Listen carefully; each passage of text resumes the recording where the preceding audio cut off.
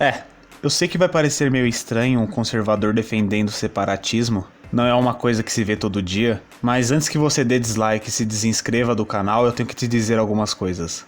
Primeiro, claro, assista o vídeo inteiro para depois você vir me xingar nos comentários, fechou? Segundo, que não, conservadorismo não tem nada a ver com patriotismo e nacionalismo. Conservadorismo nunca defendeu uma união nacional em prol de manter povos e culturas diferentes dentro dos limites políticos de um mesmo país. E terceiro, que não, separatismo não é a mesma coisa de segregacionismo, xenofobia, racismo ou isolacionismo. Não, mesmo que o termo separatismo seja bem sugestivo e pareça pejorativo, e passe a ideia de um grupo que tem o sentimento de querer se isolar dos outros grupos por motivos de superioridade ou preconceito, não é bem assim. Existem razões lógicas bem coerentes para que nós defendamos os movimentos separatistas no Brasil e no mundo. Eu mesmo não acreditava que o separatismo era uma solução viável para os problemas sociais, políticos e econômicos que nós temos, só que, além de benéfico, o separatismo ainda é uma atitude moral e ética. Isso mesmo. Além de desejável, o separatismo ainda é eticamente plausível. Então, me desculpem essa introdução gigante, mas eu acho que é importante salientar logo isso de começo, para já tentar desmistificar de cara quem tenta rebaixar e menosprezar quem se diz separatista. Pois bem, então antes de falar o porquê é correto apoiar o separatismo, eu vou te dar uma definição bem rápida do que é separatismo.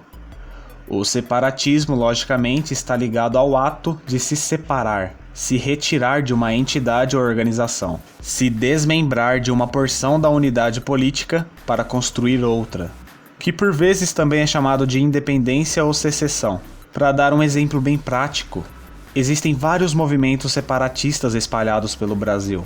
Talvez os mais fortes deles sejam o movimento de independência da região sul do Brasil e o de independência do estado de São Paulo. Esses movimentos visam transformar essas regiões em novos países independentes, ou seja, se separar em questões políticas do resto do que hoje chamamos de Brasil. Tudo bem, e por que isso seria correto e positivo?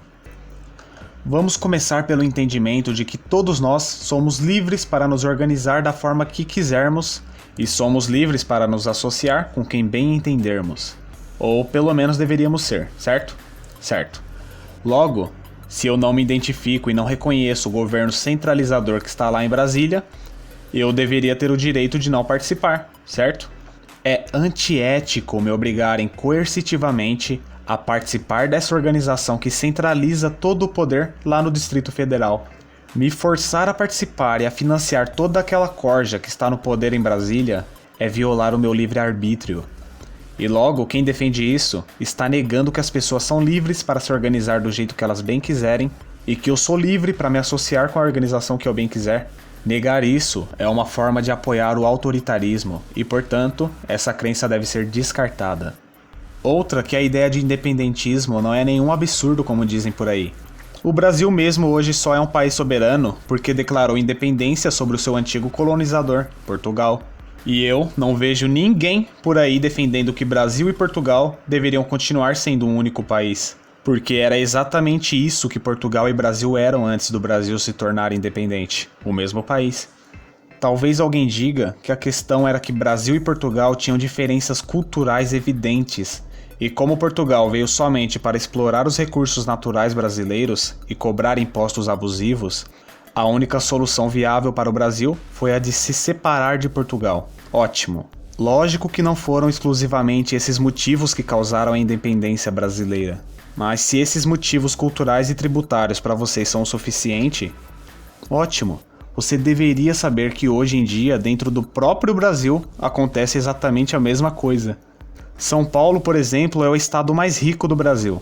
Os paulistas pagam 12 vezes mais impostos do que recebem de volta do governo federal. Isso significa que os paulistas são sim explorados pelo Estado brasileiro. A cada R$ 12 que os paulistas mandam para Brasília, o governo devolve R$ 1. Isso atrasa o desenvolvimento de São Paulo.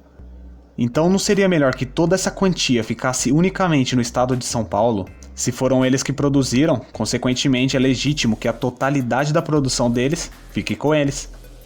Agora indo para a questão cultural. No Brasil nós não temos uma cultura homogênea. Os gaúchos são diferentes culturalmente dos cearenses, o paulista tem uma mentalidade diferente do acreano, e se você colocar um gaúcho do interior para conversar com um sertanejo da Paraíba, eu duvido que eles consigam se comunicar perfeitamente. Há uma diferença brutal no sotaque, no vocabulário, na dicção, mesmo estando falando o mesmo idioma. Isso sem falar da cultura, que é absurdamente distante.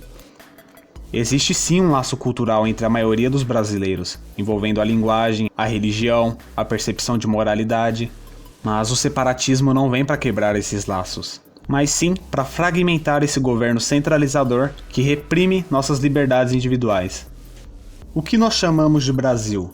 Nós chamamos de Brasil essa área geográfica enorme de mais de 8 milhões de quilômetros quadrados que foi dominada pelos portugueses. E hoje, o Estado brasileiro possui a soberania sobre esse território. Eu nasci aqui, mas se por acaso eu tivesse nascido a uns 600 quilômetros a oeste, eu poderia estar na Argentina agora, fazendo esse vídeo em espanhol. Então qual o sentido de dizer que você tem orgulho de ser brasileiro, se caso você tivesse nascido a poucos quilômetros a oeste, você poderia ser um colombiano, um paraguaio ou um boliviano? Não existe Brasil. Existe uma linha imaginária abstrata que delimita um território onde a maioria dos habitantes falam português e que apelidaram esse território de Brasil. E território muito grande por sinal, né? 200 milhões de habitantes, com uma grande diversidade entre as culturas, interesses econômicos e sociais diferentes. E isto posto, você acha correto um local com tanta diversidade como esse ser controlado por um pequeno grupo de burocratas lá em Brasília? É por essas e outras que é preferível países com territórios pequenos. Porque em um país tão grande como o Brasil, o governo nunca vai conseguir representar a totalidade do povo. Em um país pequeno, o povo é muito mais próximo do seu governo e se identifica bem mais com seus representantes do que em países enormes. Então é questão de lógica. O Estado brasileiro não me representa e eu nem espero que ele tente fazer isso, porque ele vai fracassar. Então permitir que regiões do Brasil se tornem independentes é permitir que nós sejamos livres para nos organizarmos da forma que bem entendermos. E eu vou ficando por aqui. Um grande abraço, fica com Deus e até o próximo vídeo. Eu fui!